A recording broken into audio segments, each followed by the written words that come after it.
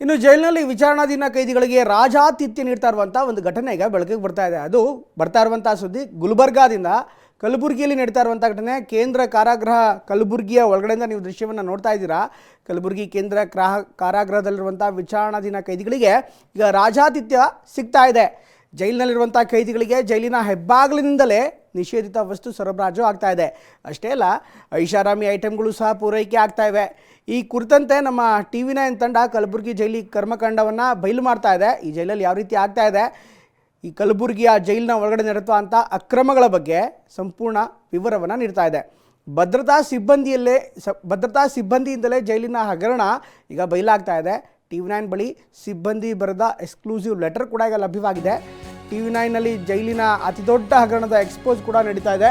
ಕಲಬುರಗಿ ಜೈಲಿನ ಬಗ್ಗೆ TV9ನಲ್ಲಿ ಸುದ್ದಿ ನೋಡಿದ್ದೇನೆ. ಈ ರೀತಿ ಆಗಿದ್ರೆ ಖಂಡಿತ ಕಠಿಣ ಕ್ರಮ ಕೈಗೊಳ್ತೇನೆ ಅಂತ ಈಗ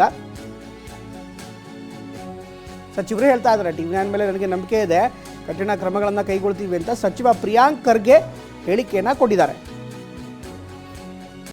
ಅಂಥದ್ದೇನಾದರೂ ಆಗಿದ್ದರೆ, ಲೋಪಗಳಾಗಿದ್ದರೆ ಇವಾಗಲೇ ಮೀಟಿಂಗ್ ಇದೆ, ನಾನು ಅವರಿಗೆ will take them to task.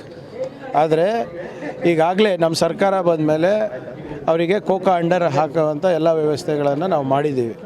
ಆದರೆ ಈ ನಿರ್ಲಕ್ಷ್ಯ ಜೈಲಿನಲ್ಲಿ ಆಗಿದ್ದರೆ ಅದ್ರ ಬಗ್ಗೆ ಆ್ಯಕ್ಷನ್, ಸೂಕ್ತವಾದಂಥ ಕ್ರಮ ತಗೋತೀವಿ ನಾವು. 18 ಜನ ಸ್ಟಾಫು ISD IGP ಅವರಿಗೆ ಲೆಟರೇ ಬರ್ತಿದ್ದಾರೆ.